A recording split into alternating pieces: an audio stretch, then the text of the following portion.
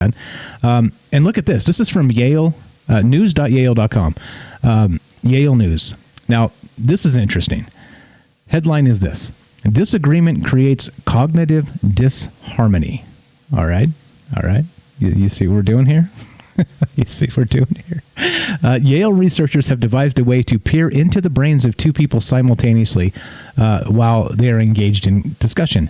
What they found will not surprise anyone who has found themselves arguing about politics or social issues. When two people agree, their brains exhibit a calm synchronicity of activity focused on sensory areas of the brain.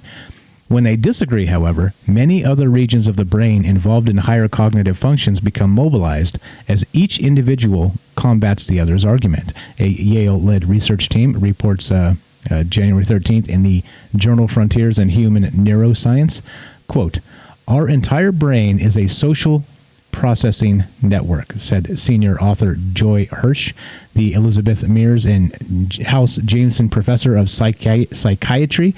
Holy smokes, why do they got to have 44-word titles? Anyway, quote, "However, it just takes a lot more brain real estate to disagree than to agree." All right, you see what they're saying here? Go with the flow, guys. It's going to be okay. It's all this extra work. You have to think. Well, you do all this thinking, you know what happens? You just can't. It's going to cause you unnecessary stress to use your brain. It's just just go with the flow. Just go with the prevailing narrative. You understand? Just go with it. They will lead you to the Shangri-La. They will lead you to our coming dystopia. So anyway, for the study, researchers at Yale University College London recruited 38 adults who were asked to say whether they agreed or disagreed with a series of statements such as same-sex marriage is a civil right and marijuana should be legalized. Boy, those are hot topics, aren't they? After matching up pairs based on the responses, the researchers used an imaging technology called functional near-infrared spectroscopy, whatever that word is, to record their brain activity while they engaged in face-to-face discussions.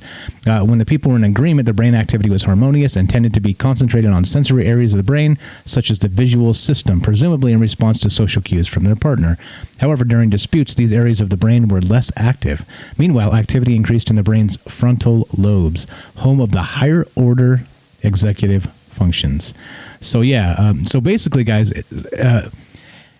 if you want to preserve your precious brain power, let's say you didn't get enough food today or something, and you want to preserve your brain power, probably the best way is just to not argue with people at all.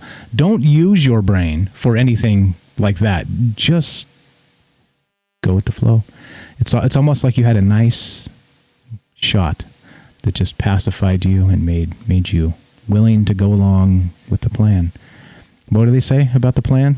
I'm not going to say it, but you know what I'm talking about. That plan or the other plan, whatever the plan is, don't trust that plan.